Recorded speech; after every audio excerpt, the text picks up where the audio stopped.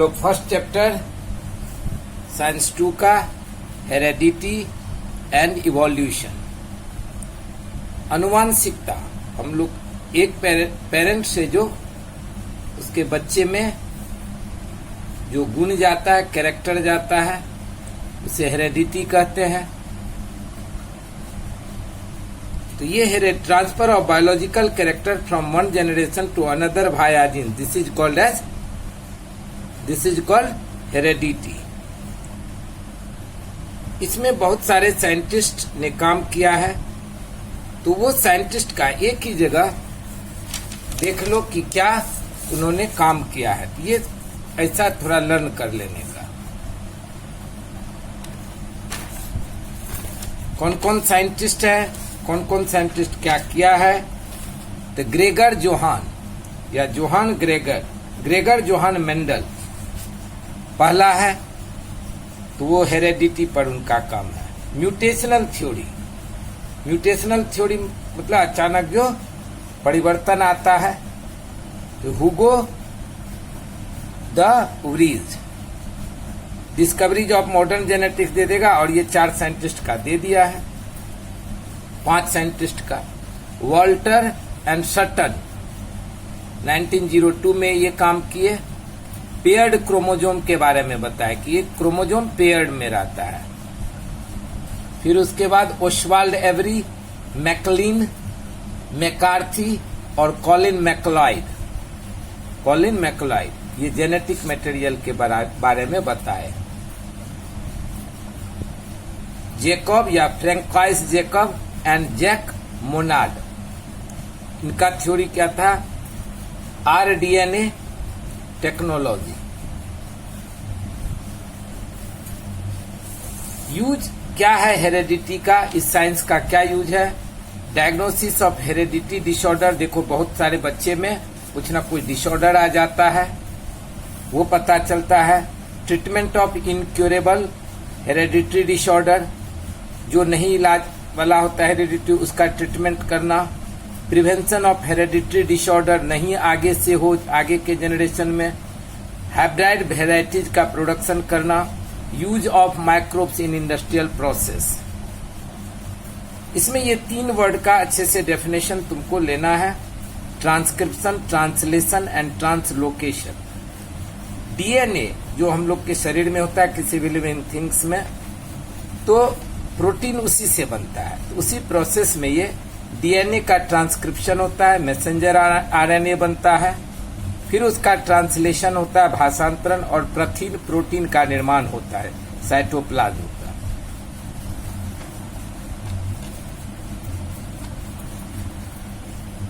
हिंदी का भी थोड़ा दे देता हूं शॉर्ट में कि क्या किसने किया है, सभी साइंटिस्ट का कौन किस पर रिसर्च किए। तुम लोगों से कुछ डेफिनेशन पूछूंगा कि व्हाट इज सेंट्रल डोग्मा, कई बार पूछ चुका है एग्जाम में। तो protein are synthesised by DNA. Protein किससे बनता है? डीएनए से। किसकी मदद से? आरएनए से। This is called as central dogma. एक डेफिनेशन हो गया। फिर ट्रांसक्रिप्शन किसे कहते हैं? Sequence of nucleotide in messenger RNA being produced is always complementary to the DNA strand used for synthesis. There is uracil in RNA instead of thymine DNA. This process of RNA synthesis is called as transcription. तो 3-4 ये definition कर लो, पहला page का, ज्यादा उसमें और नहीं जाने का। ट्रिपलेट कोडोन किसे कहते हैं? द कोड, ये जो है ये सब कोड है, ये न्यूक्लियोटाइड है। यहाँ डीएनए है, और डीएनए से क्या बना? आरएनए, और आरएनए से ही क्या बन जाता है? प्रोटीन। इस प्रोसेस में ट्रांसक्रिप्शन और ट्रांसलेशन ये सारा चीज काम करता है। यानी इसमें हम पढ़ रहे हैं ज्यादातर क्या कि प्रोटीन कैसे बनता है हम लोग के बॉडी में। Code for each amino acid consist of 3 nucleotide, it is called triplet codon। ये तीसरा डेफिनेशन। इससे पहले कौन सा डेफिनेशन? तो व्हाट इज ट्रांसक्रिप्शन, दूसरा। और एक व्हाट इज सेंट्रल डोग्मा। ये 3 डेफिनेशन बहुत अच्छे से लर्न कर लेना। फिर ट्रांसलोकेशन किसे कहते हैं? The ribosome keeps on moving from one end of messenger RNA to other end by the distance of one triplet codon। तो मतलब मूव करता है राइबोसोम, और दिस इज कॉल्ड ट्रांसलोकेशन। एक जगह से दूसरी जगह स्थानांतरित हो गया। Living organism can produce new individuals. ये देखो कैसे, ये इसका फिगर सब है। ये ट्रांसक्रिप्शन हुआ कि कैसे वो प्रोटीन बनाया। ये ट्रांसफर आरएनए, मैसेंजर आरएनए, यही कोडोन है। ये मैसेंजर आरएनए, ये राइबोसोम देखा कि राइबोसोम हिट एक जगह से दूसरे जगह ट्रांसफर किया।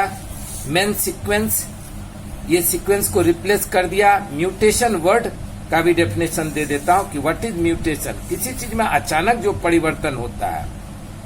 Any nucleotide of the gene change its position that causes A minor change which is nothing but the mutation. हो गया। म्यूटेशन के कारण क्या होता है? जेनेटिक डिसऑर्डर होता है। 9th में पढ़ा है सिकल सेल एनीमिया के बारे में। This is overlasting process and it is one of the proof for Darwin theory. चलिए, तो जो मेन डेफिनेशन था इसका आप लोगों को बता दिए। डेफिनेशन पर ध्यान देना, एग्जाम में हमेशा यही 4-5 डेफिनेशन पूछता है, और वो साइंटिस्ट का। अब हम लोग पढ़ेंगे evolution. What is evolution? Hindi में बोलते हैं उत्क्रांति। इवोल्यूशन इज ग्रेजुअल मतलब धीरे धीरे change occurring in living organism over a long duration. इसी को कहते हैं इवोल्यूशन। यानी धीरे धीरे क्या होता है, एक परिवर्तन होते रहता है, और नई नई स्पेसीज, नई नई जातियों का निर्माण होता है। फॉर्मेशन, असली डेफिनेशन ये हो गया इवोल्यूशन का। Formation of new species due to change in specific characters. उसके कैरेक्टर मतलब क्या हुआ? जो एक जीव दूसरे जीव के का अलग अलग विशेषता होता है। Of several generation of living organism as a response to natural selection is called as evolution। perfect definition। ये definition को लर्न कर लोगे। what is evolution? आज से 3.5 बिलियन ईयर्स एगो अर्थ पर कोई जीव नहीं था। शुरुआती में क्या था? शुरुआती में यहाँ पर ऑर्गेनिक और इनऑर्गेनिक केवल कंपाउंड था, वो लिविंग थिंग नहीं था। धीरे धीरे वो कॉम्प्लेक्स होते गया, प्रोटीन बना, फिर न्यूक्लिक एसिड यानी डीएनए, आरएनए सबका निर्माण होने लगा। और सबसे पहला जो primitive type of cell have been formed from the mixture of different types of organic and inorganic compound. तो एक सेल बना। अब उस सेल से धीरे धीरे उसमें जान आने लगा। नंबर ऑफ दिस सेल में have increase at the cost of surrounding chemical. There may had been some difference among those cells and according to the principle of natural selection, ये डार्विन का नेचुरल सिलेक्शन पर हो गए, Charles Darwin का। Some may have shown good growth and some may have perished। कुछ तो नष्ट हो गए, कुछ का वृद्धि हुआ। तो इस तरह से जीव आना शुरू हुआ। At present crores of species, हम लोग पढ़े उसमें भी कि बहुत सारा प्लांट एनिमल का है। तो 7 मिलियन तो केवल एनिमल का ही है, तो प्लांट का ज्यादा है। तो plant animal with huge diversity regarding shape complexity are present on the earth. Animal diversity range from the unicellular amoeba, paramecium, यहाँ से लेकर के मैन, जिएंट, व्हेल तक उत्पन्न हुआ। सबसे पहला अमीबा हुआ, एक सेल का यूनिसेल्युलर, पैरामोइशियम भी, तो सबसे पहला अमीबा। अब उसके बाद व्हेल भी है। तो छोटे जीव से कैसे ये बड़े जीव बनते चले गए, उसी तरह से प्लांट में डाइवर्सिटी आया, ranging from unicellular chlorella to huge banyan tree. तो इसी ये किस में आ गया? इवोल्यूशन में हो गया। अब इवोल्यूशन पर थ्योरी किसने किसने दिया? थ्योरी ऑफ इवोल्यूशन क्या कहता है? इवोल्यूशन कैसे हुआ, इसका थ्योरी, सिद्धांत। First living material protoplasm has been formed in the ocean. तो सेल के अंदर जो लिक्विड है, प्रोटोप्लाज्म मतलब जीव का द्रव्य, तो अभी ये जीव नहीं है, जीव का द्रव्य है।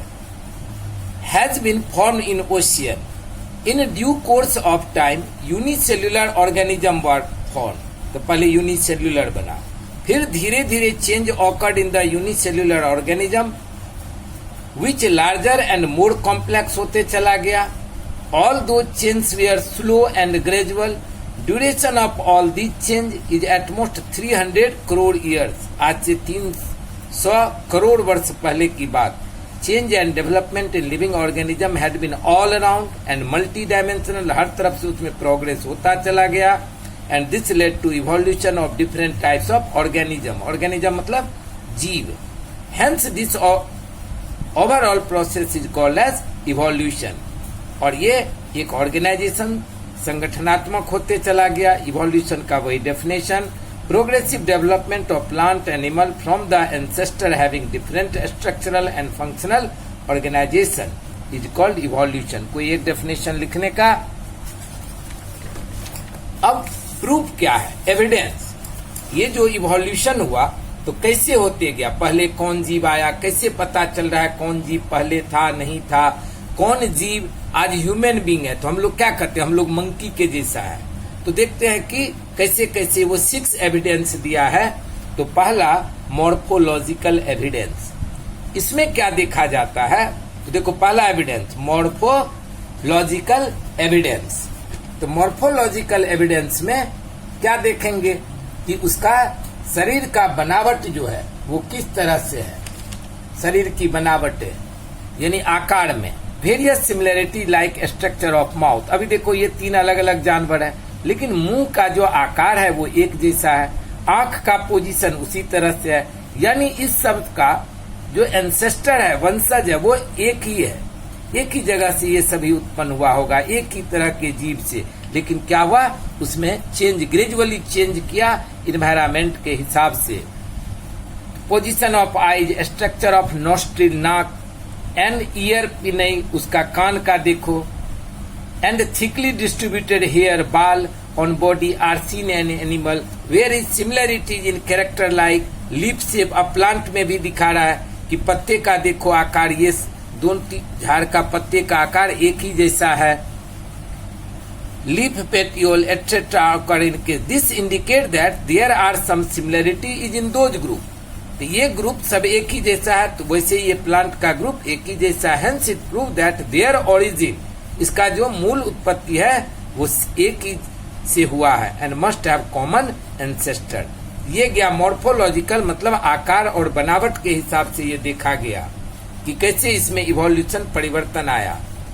एनाटॉमिकल एविडेंस, इसमें लेते हैं कि शरीर के अंदर की जो ये बनावट है, रचना है, कंस्ट्रक्शन है, तो एनाटॉमिकल एविडेंस, तो शरीर रचना, एनाटॉमिकल मतलब बॉडी का जो रचना होता है। If you carefully observe the picture there doesn't seem any superficial similarity between human hand. देखो ये आदमी का हाथ है, ये कैट का आगे का पैर है, फ्लिपर ऑफ व्हेल जो व्हेल का पंख में रहता है, पेटाग्विन ऑफ बैट, ये और ये व्हेल का, तो सबका क्या दिख रहा है, एक ही जैसा बनावट है।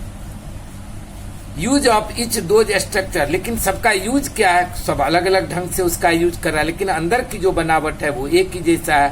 तो there is similarity in the structure of bones and bony joint in organ of each of this animal. ये सब का भी एंसेस्टर क्या होगा, this indicates that those animals may have common ancestor.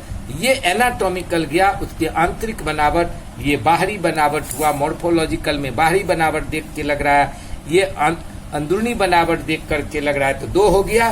अब वेस्टिजियल ऑर्गेन, जो ऑर्गेन आज के दिन यूज में नहीं है लेकिन कोई अभी भी उसको यूज कर रहा है, ये क्या हो गया, अवशेषांग, यानी अब इसका यूज नहीं है लेकिन अभी भी है।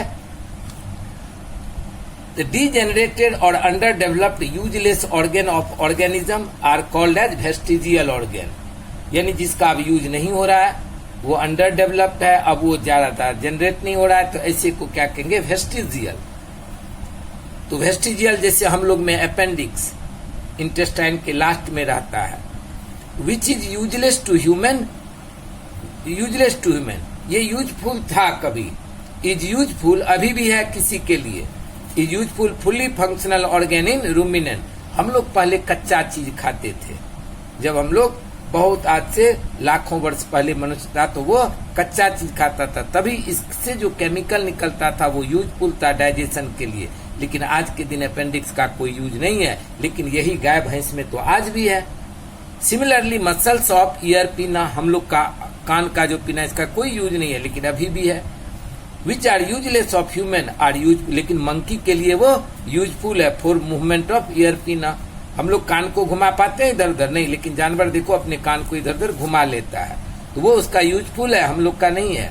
वेरियस वेस्टिजियल और ऑर्गेन कौन है, टेलबोन, कॉकिक्स, विजडम टीथ, तुम लोग को अभी नहीं निकला होगा, जब 20-21 वर्ष के हो जाओगे तो ये विजडम टीथ निकलेगा, जो लास्ट का दांत होता है वहां पर, तभी 32 दांत पूरा होगा, तो विजडम टीथ। तो इसका आज के दिन कुछ जरूरत नहीं है, पहले इसका यूज होता था चबा के खाने के लिए, कच्चा मांस सब, तो wisdom teeth. And body hair are present, हम लोग के बाल जो है शरीर में उसका भी कोई जरूरत नहीं है लेकिन है प्रेजेंट इन द बॉडी। तो अब इसमें क्या पूछ सकता है एग्जाम में, व्हाट इज वेस्टिजियल ऑर्गन, और गिव सम एग्जाम्पल, कर लिए हो गया।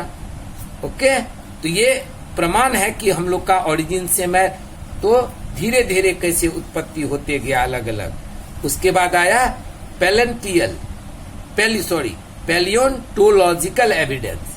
पैलियोंटोलॉजिकल हुआ कि जीवाश्म जो अवशेष बचा हुआ है उससे पता करता है। Large number of organism gate buried, कभी डिसेस्टर हुआ, बाढ़ आया, अर्थक्वेक आया, ज्वालामुखी वोल्केनो हुआ, तो लिविंग थिंग्स दब गया उसके अंदर, द रेमिनेंट्स एंड उसके बचे हुए भाग जीव का वो जमीन के अंदर दब गया। These are called as fossil, जो हम लोग का शरीर अंदर में दब गया उसको फॉसिल कहते हैं। अब उस फॉसिल से पता किया कि कौन जीव पहले आया और कौन जीव बाद में आया, ये पता किया। जैसे अर्थवर्म पहले हुआ है अर्थ पर कि ह्यूमन हुआ है, ये पता चलता है इससे। अब ये पता करने का क्या सिस्टम है, कहीं खुदाई करता है उसमें वो निकलता है, उसको टेस्ट करता है। The carbon consumption of animal and plant stops after death, ये अच्छा से ध्यान देना। And since then only the decaying process, तो कार्बन कंपाउंड क्या होता है, एनिमल खाता है, वो जब मर जाता है तो कार्बन का यूज करना बंद हो जाता है। Carbon consumption animal plant stop after death, only the decaying process C14 occurs continuously. तो हम कार्बन के दो आइसोटोप्स है, C12 यानी 12 एटॉमिक मास वाला और 14 एटॉमिक मास वाला। तो हम लोग के शरीर में C12 है, जब मर जाते हैं उसके बाद C14 बनना चालू होता है। तो वो रेशियो निकालता है कि अभी बॉडी में कितना C12 है और C14 कितना है, तो वो रेशियो से पता चल जाता है। क्योंकि C12 रेडियो एक्टिव नहीं है और C14 क्या है, रेडियो एक्टिव है। Instead of the ratio between C14 and C12 change continuously as C12 is non radio active और C14 क्या है, रेडियो एक्टिव है। तो वो रेशियो से पता कर लेता है कि ये कितने दिन कभी मरा नहीं मरा, ये प्लांट कब था, कब से अस्तित्व में है। वो calculated by measuring the radio activity of C14 and ratio of C14 and 12 present in their body. This is carbon dating. तो इसको क्या कहा जाता है, carbon dating. It is used in palaeontology and anthropology की कोई जीव जो जमीन के अंदर मिला तो ये कितने साल ये पुराना है नहीं है, ये हमें पता चलता है। For the age of human fossils and manuscript, अभी यही बुक को अगर हजारों वर्ष छोड़ दो तो पता कर लेगा कि ये बुक, क्योंकि ये भी किससे बना है, कागज, प्लांट से बना है, तो ये सब पता चल जाता है। तो पैलियोंटोलॉजिकल, ये इसमें याद रखना कि कौन से कार्बन डेटिंग में किसका रेशियो देखता है, C14 का। और ये जो साइंटिस्ट थे उसका नाम क्या था, ये ऑब्जेक्टिव के लिए याद रखना, Willard Libby. He has been awarded Nobel prize for this invention. बोलो क्या था उस साइंटिस्ट का नाम जिसने कार्बन डेटिंग लाया, तो विलार्ड लिब्बी। देखो उनका फोटो भी है, radio carbon. Are published in the journal. उनके ये बुक का नाम था रेडियो कार्बन, जिसमें ये C14 के बारे में बताए। अब पांचवा आया कनेक्टिंग लिंक। इसमें अभी क्या पढ़े थे 6th चैप्टर में, Balanoglossus is linked between non chordata and chordata. तो लिंक मतलब क्या हुआ कि दो अलग अलग स्पेसीज के बीच का वो है। तो मतलब पहले एक जीव हुआ, फिर उससे दूसरा टाइप का जीव हुआ, और ये तीसरा, तो वो दोनों के बीच में वंशज सबका एक ही है। तो कनेक्टिंग लिंक था बेलेनोग्लोसस। किसका कनेक्टिंग लिंक था? कोरोडाटा और नन कोरोडाटा। ये तीन ऑब्जेक्टिव के लिए और गिव रीजन के लिए बहुत अच्छा क्वेश्चन है कि why Peripatus is connecting link between Annelida and Arthropoda. तो इसको कुछ एनालिडा का गुण होगा और कुछ आर्थ्रोपोडा का होगा। तो देखो क्या दिया है, the Peripatus characters like segmented body. देखो इसका बॉडी सेगमेंटेड है, तो एनालिडा का वैसे ही होता है, एनालिडा में ही अर्थवॉर्म आता है। Segmented body, thin cuticle, parapodia like organs are present. ये एनालिडा जैसा हो गया।